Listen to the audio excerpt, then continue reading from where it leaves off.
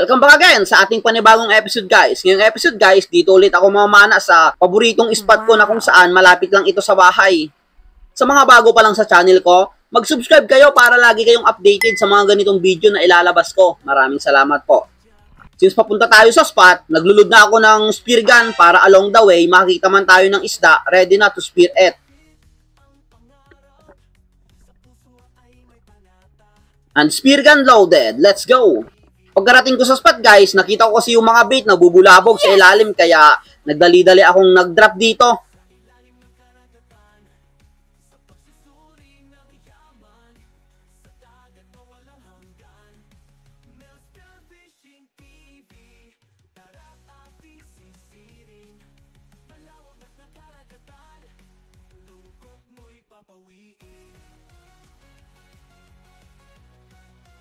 Pagka-festo ko nga dito guys, nakita ko agad yung mga grupo ng Longnose Emperor at ang dami nila. Dito sa kanan ko, may lumapit ka agad na bluefin. Pero mas focus ako sa Longnose Emperor at ang lalaki kasi nun.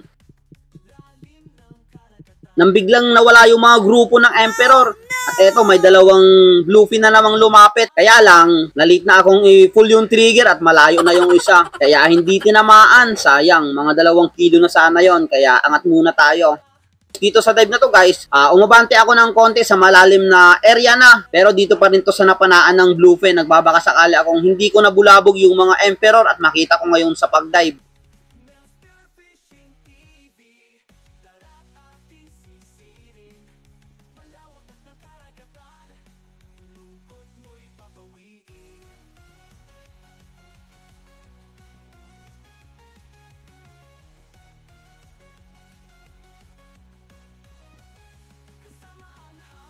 Pagka-festo ko dito, linapitan kaagad ako ng good size na dog to tuna. Halos 1 kilo na rin ang bawat isa. Kaya lang, hindi ko muna to tinira. Babaka sakali akong nandyan lang sa paligid yung grupo ng Emperor. At eto, may lumapit pa sa kanan kong 2 ulit.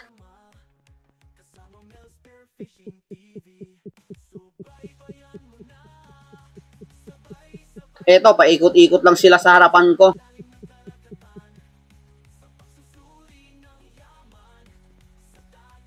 Ilang segundo pang lumipas, hindi na talaga nagpakita yung mga Longnose Emperor. At dito, may 2 Sodion Fish na lumapit sa akin, kaya eto yung naging target ko.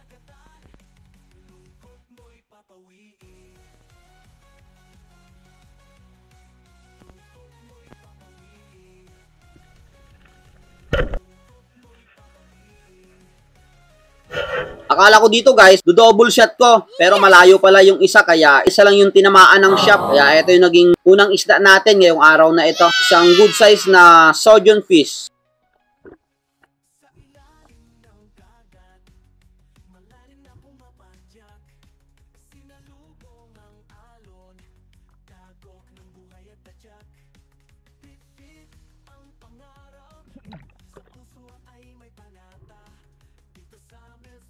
Dito guys, habang nagpe-prepare ako ng pag-dive, linapitan ako ng isang good size na Rainbow Runner. Kaso nga lang, tinira ko muna bago ko i-open yung camera ko para sureborn nang mahuli ko itong isdang ito. At eto yung naging pangalawang isda natin ngayong umagang ito. Isang good size na salmon. Ang napansin ko dito guys sa isda is may sugat siya dito sa bandang ulo. At parang sariwang-sariwa pa. Siguro ito nakawala nung hinahunt ito ng malalaking isda. Kaya pinana ko na lang.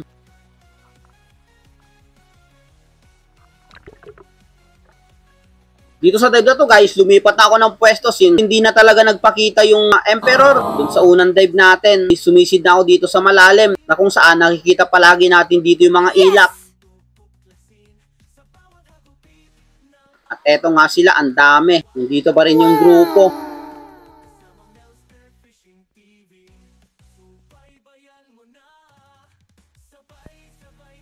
At dito may mga cute na mga batfish. Mas cute pa sa akin. Pero hayaan na lang natin yan.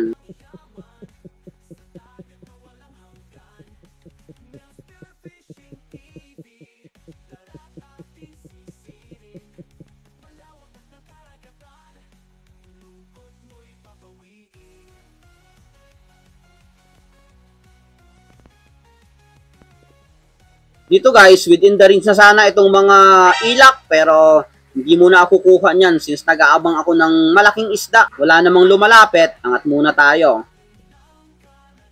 Halos isang oras na ang lumipas guys, wala na talaga nagpakita doon sa spot. Nakitaan ko ng mga ila kaya lumipat na ako ng pwesto.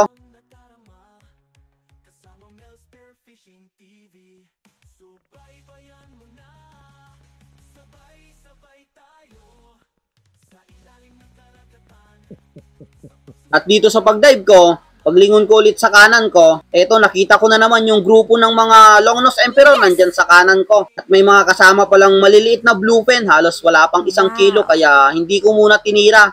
At may kasama pala sa likod na mas malaki kaya yun yung target ko.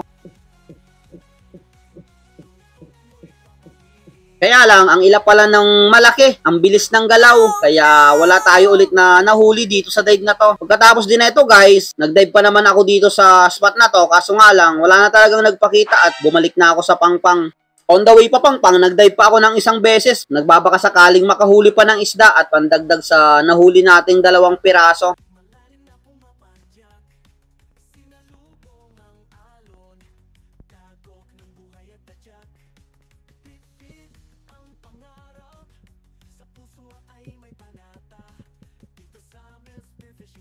Dito habang nag-aantay ako, dinapitan ako ng napakaraming dalagang bukid dito. Dito hindi muna ako tumira ng isa since nag-aantay ako kung baka may mga kasama itong malalaking nandyan lang sa likuran nila.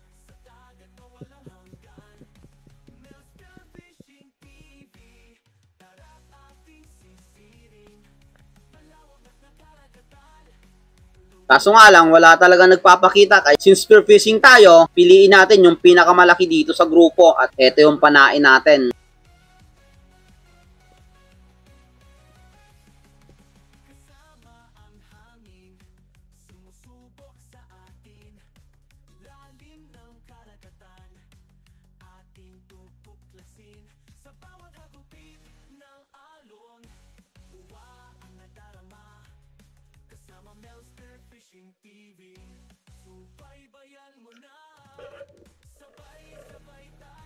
Halos mapunit, buti lang tumagos sa line. At eto na guys, yung last na isdang nahuli ko ngayong umagang ito. Naka3 piraso tayo. Isang Sojon fish, isang rainbow runner, saka isang dalagang bukid. Ayos na rin to, may pang-ulam na ngayong araw na ito.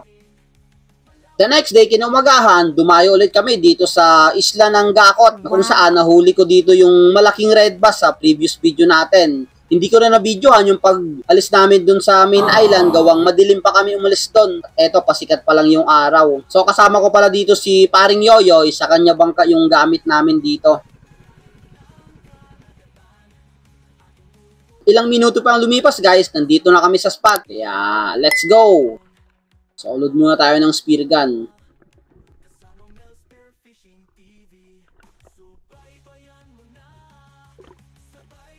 Ito yung unang dive ko dito sa isla.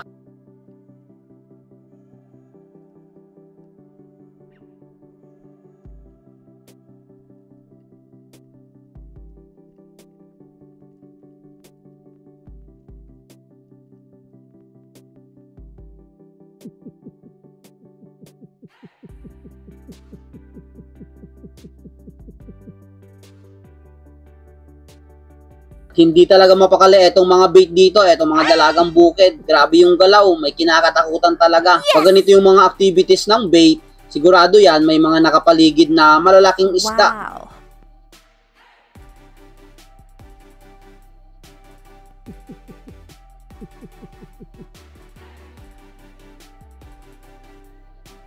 Kaya lang, nagantay ako dito, walang nagpakita, kaya umangat muna ako.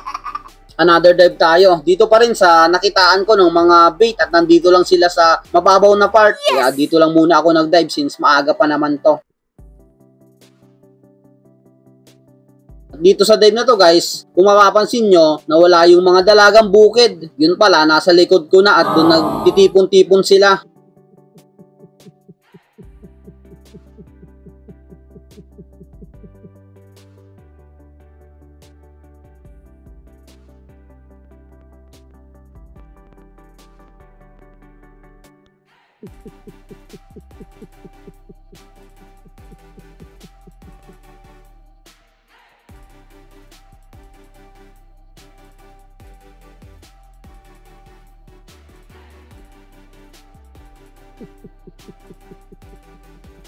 Ilang segundo pa ang lumipas guys, paglingon ko ulit sa kaliwa ko, may nakita akong isang malaguno or green job fish. Akala ko dito, lalapit na sa akin, ngunit pagharap niya, biglang liko naman. Oh, no!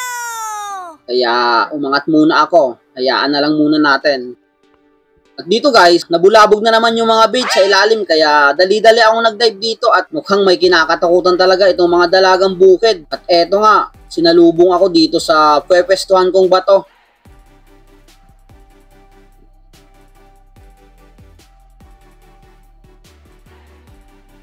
At hindi nga ako nakakapwesto guys, eto nakita ko kagad itong mamsang palapit sa akin. Yes!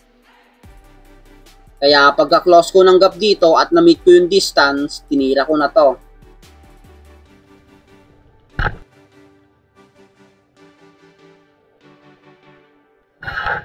At napakaamo naman, kaya napakaganda yung patama ko dito na barbecue. Simula pisngi yung entrance ng shop, yung exit naman is nasa buntot na. Kaya napakagandang patama.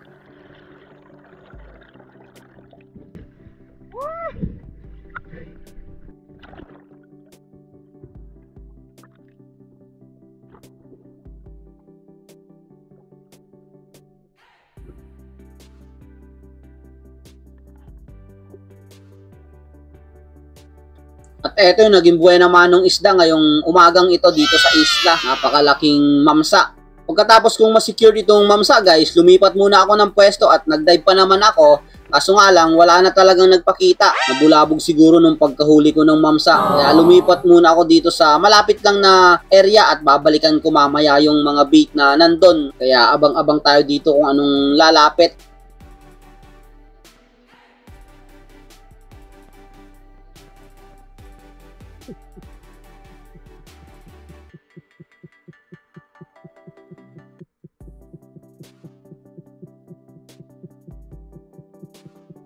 Dito nga may lumapit sa aking 4 na pirasong ilak. Kaya lang pagka-pull ko ng trigger,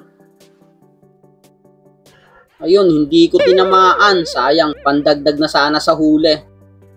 Shoutout nga pala kay Edsel Evangelista, Ismama Family, Lakay Bagulin, Captain Joven, Marlon Hamisola, Daniel Adventure, Pepoy Condes, Norman Burgos, R. Carlo Tracking, Bisuluk Family, Holifer Rama, Rosal Family, Edward Sibilla, Jonalyn Linaga, Melgar J, John Paul Martin, Rene Fababaer, Al Melendres, Sagay Adventure, Olnagan Family, Roque Villases, Jason Cabog, Ren Chihino, Halayahay Family, Alan Morcoso, Roski Fishing, Alan Tingala, Jun Munton, Mabahin Family, Rafi Bantelan, Bea Lopez, Rosana Villahermosa, Greek TV, Regala Kevin, Tasalom TV, Vic Fadirogaw, Buds Adventure Channel, Kayadong Family, Restifable, Nan TV Mix, Geno Soyosa, Rosinel Delfino Ferrater, Nexon Etson, Livy Estores, Alexander Kiambao, Eric Bagamasbad, Fernando Lacasandile, Ravino TV Vlog, Danilo Hernando, Ray TV, Pahutagana Family, Kafana TV, Aldrin Encio, Infinite Outdoor Quest, Rolly Hawks for Fishing, I Am Cell, Sundalong Spiro, Adrian Saulog, Gay Marlos Siranyas, Wilbert Falo, Magnaye Family, John Vincent Eliagas, Aldrin Arellano, Johnny Heisten, Bellamore Family, Rison Ruvidillo, Dennis De La Cruz, Pancho Pantino, Shane Jimena, Bagamasbad, Glenn Olaso, Pablo Alaw, Giovanni Valerian. Maraming salamat po sa inyong lahat. Another dive tayo dito guys. Etong dive na to guys is late afternoon dive na. Gawang kanina, wala na talagang nagpakita.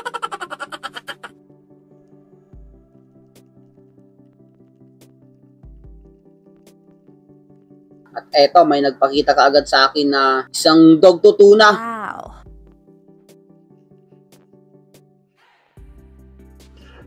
At napakaamo naman at na spine shot ko. Eto na rin guys yung last na isda sa pagdayo namin dito sa isla. Katapos mahuli ko itong dog to tuna, sumakay na ako sa bangka. Gawang nung umagang dive is wala na talagang nagpakita pagkahuli ko nung mamsa. Halos naka 3 oras din akong dive dun sa may mga bait. Kaso nga lang wala na talagang nagpakita. At etong hapon naman halos wala ding nagpakitang isda. Yun na lang may nagpakita. Isang good size na dog to tuna. Kaya 2 piraso lang yung nahuli namin ngayong pagdayong ito at pauwi na kami neto. Okay na rin, at least may huli pa ring 2 piraso. At eto nga, habang binabaybay namin papuntang main island, mukhang aabutin pa kami ng dilim at napakadilim. So hanggang dito lang muna guys yung video natin. Hanggang sa susunod na episode. Maraming salamat po sa walang sawang pagsuporta sa channel ko. Maraming salamat po sa inyong lahat. At eto nga guys, pagdating namin sa main island, lumakas na yung alon. Buti na lang, sipa kaming nakarating sa baybay. Kaya, see you on the next episode.